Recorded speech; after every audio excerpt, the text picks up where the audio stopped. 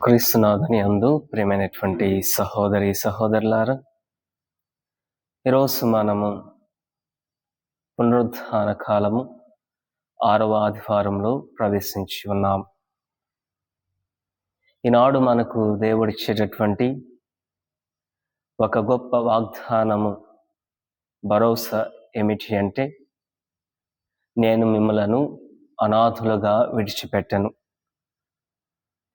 యేసు ప్రభువు తన శిష్యులతో మాట్లాడుతూ ఈ ఆత్మీయ సత్యాన్ని వెల్లడి చేస్తూ ఉన్నారు. ఈ మాటలు కేవలము శిష్యులకు మాత్రమే కాదు, నేడు మన జీవితాల్లో భయము, ఒంటరితనము, నిరాశ, నిర్లక్ష్యం అనుభవిస్తున్న ప్రతి విశ్వాసికి కూడా వర్తిస్తాయి. మనం ఎన్నో సందర్భాలలో నేను ఒంటరిగా ఉన్నాను అని భావిస్తూ ఉంటాము.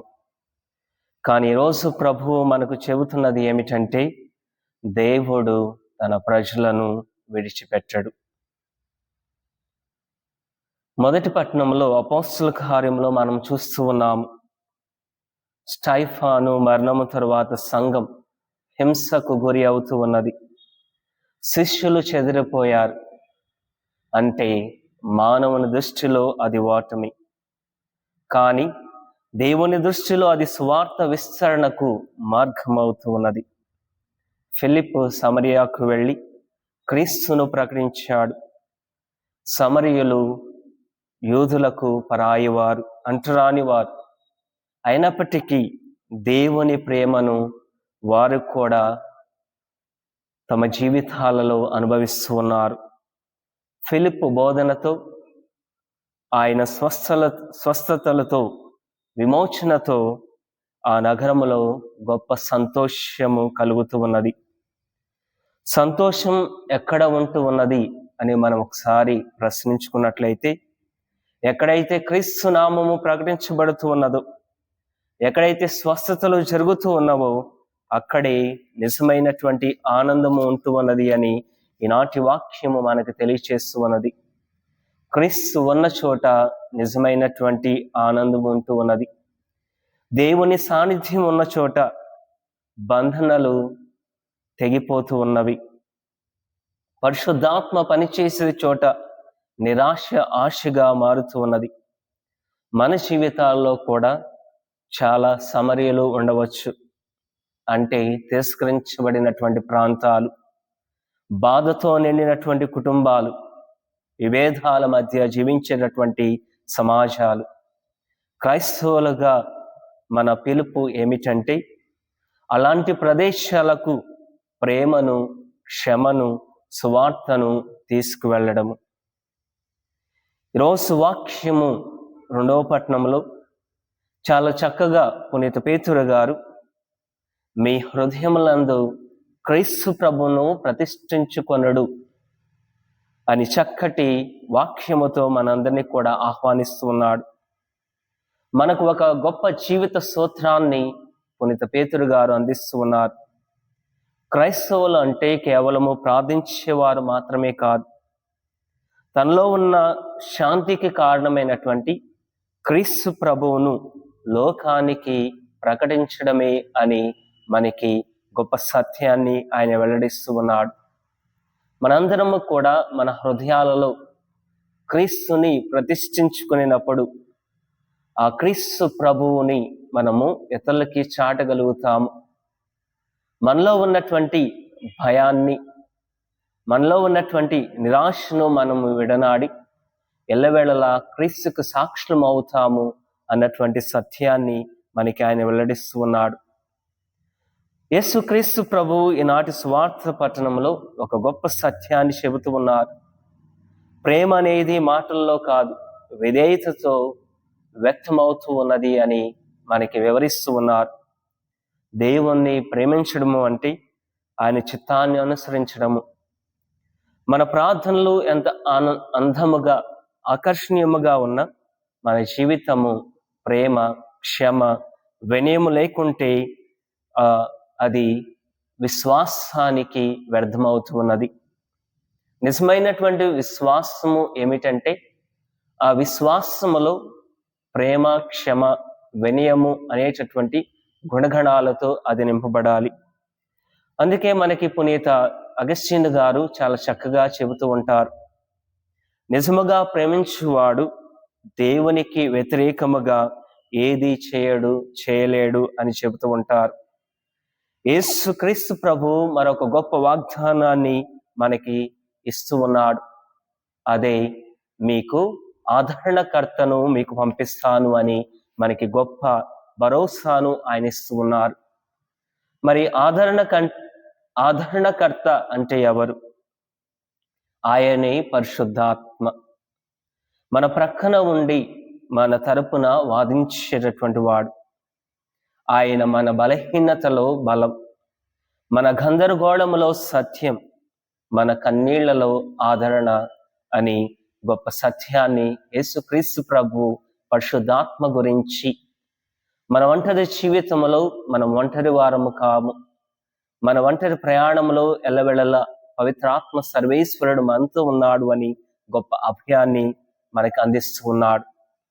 అలాగే యేసుక్రీస్తు ప్రభు ఈనాటి వాక్యము ద్వారా మిమ్మలను అనాథులుగా విడిచిపెట్టను అని ఈనాటి వాక్యములో మన హృదయాలను కదిలిస్తూ ఉన్నాడు.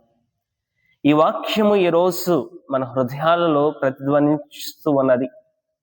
మనుష్యులు మనల్ని మర్చిపోవచ్చు, స్నేహితులు మనకి దూరం అవ్వచ్చు, మన ప్రయత్నాలు విఫలమవ్వచ్చు, కానీ దేవుడు మనల్ని ఎప్పటికీ విడిచిపెట్టడు.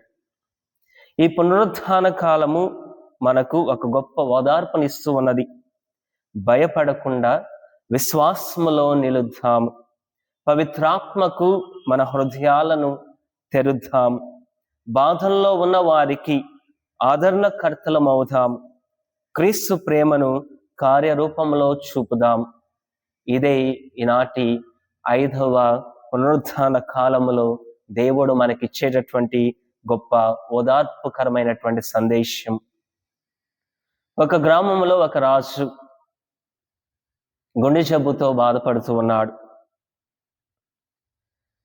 ఆ ప్రాంతంలో ఉన్నటువంటి వారికి ప్రతి ఒక్కరికి ఆ వార్తను అందిస్తూ ఉన్నారు. వెంటనే ఆ ప్రాంతంలో ఉన్నటువంటి ప్రతి ఒక్కరూ కూడా, అయ్యో, గుండె వ్యాధితో బాధపడుతున్నటువంటి రాజుగారు మరి ఎన్నో రోజులు బతకరు అని చూడడానికి వస్తూ ఉన్నారు. మరి తండోపతండాలుగా జనసమూహం అక్కడికి వచ్చిన తరువాత అక్కడ ఒక సైనాధిపతి అక్కడ నిలబడి, మన రాజు మనకి దక్కడు, ఆయన గుండెను మార్చాలి అని ఎప్పుడైతే ఆ మాటలను అక్కడ చెబుతూ ఉన్నారో, ప్రతి ఒక్కరు కూడా, జనసమూహం మొత్తము కూడా ఎంతో సంతోషముతో నేను నా గుండెను దానం చేస్తాము అని ప్రతి ఒక్కరు కూడా ఎంతో ఉత్సాహముతో రాజు కొరకు వారి జీవితాలను త్యాగం చేయడానికి మరి ముందుకు వస్తూ ఉన్నారు. మరి ఆ జన సమూహాన్ని చూసి రాజుగారు, కూర్చున్నటువంటి రాజుగారు, అయ్యో, నా కొరకు ఎంతో మంది ప్రాణత్యాగం చేసేటటువంటి వారు ఉన్నారు, ప్రాణాలను అర్పించేటటువంటి వారు ఉన్నారు అని ఎంతగానో సంతోషించారు. మరి ఎంతో మంది ముందుకు వస్తున్నటువంటి తరుణంలో అక్కడ సైనాధిపతి అంటూ ఉన్నాడు, ఇదిగో మీ అందరి గుండెలను మరి రాజుగారికి ఇవ్వడం కష్టం కాబట్టి నేను ఒక రెక్క ఏకను పైకి ఎగరవేస్తాను. అది ఎవరి మీదైతే పడుతూ ఉన్నదో వారు మాత్రమే మరి వారి గుండెను రాజుగారికి త్యాగం చేయవచ్చు అని చెబుతూ ఉన్నారు.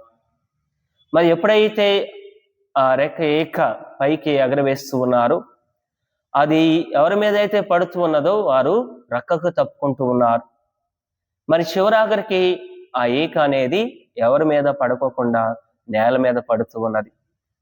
మరి చాలాసార్లు మన మాటల్లో కూడా, ఇదిగో నేను నీతో ఉన్నాను, నేను ఎల్లవేళలా నేను సహాయం చేస్తాను, నేను నీకు ఓదార్పుగా ఉంటాను, నీ పయనంలో నేను నీకు తోడుగా ఉంటాను అని చాలాసార్లు మనకి మాటలతో చెప్పేటటువంటి వారిని మనం చాలా మందిని ఉంటూ ఉంటాం. కానీ మనకి ఎప్పుడైతే ఆపదలో, మరి ఎప్పుడైతే మనము మన యొక్క జీవితంలో ఇబ్బందుల్లో ఉంటూ ఉంటాము, మరి నిజముగా సహాయం చేసేటువంటి వారు చాలా తక్కువ మంది. ఎలాగైతే మరి అలనాడు రాజు కొరకు నేను నా ప్రాణాలు అర్పిస్తున్నాము అని ఎంతో మంది ముందుకు వచ్చారు, ఎప్పుడైతే ఇవ్వాల్సినటువంటి సమయంలో ఎవరును ఒక్కరు కూడా లేక ఉండటం లేదు. ప్రియమైనటువంటి సహోదరి సహోదరుల, మరి మన జీవితాలలో కూడా యేసుక్రీస్తు ప్రభు ఈనాటి వాక్యము ద్వారా, ఇదిగో నేను మిమ్మలను అనాథులుగా విడిచిపెట్టను, నేను ఎల్లవేళలా మీతో ఉన్నాను, ఆదరణకర్తను మీకు పంపిస్తూ ఉన్నాను, మీరు ఎల్లవేళలా క్రీస్తు అనేటటువంటి ముద్రలో మీ జీవితాల్లో జీవించండి అని యేసుక్రీస్తు ప్రభు మనందరికీ కూడా సెలవిస్తూ ఉన్నారు. మరి యేసుక్రీస్తు ప్రభు మనకిచ్చినటువంటి ఆ సందేశాన్ని మన జీవితాలలో మనము మననం చేసుకుంటూ ధ్యానం చేసుకుంటూ ఆ క్రీస్తు ప్రభు ముద్ర మనలో ఉన్నది అని మనం మర్చిపోకుండా ఆ క్రీస్తు పోలినటువంటి వారి వలె మన జీవితాలలో ఇతరులకి మనం భరోసాగా, ఓదార్పుగా, ఆపదలో ఉన్నటువంటి వారికి ఆదుకునేటటువంటి విధముగా, మన ప్రేమను పంచుకునేటటువంటి విధముగా మన జీవితాలలో మనం ముందుకు వెళదాము.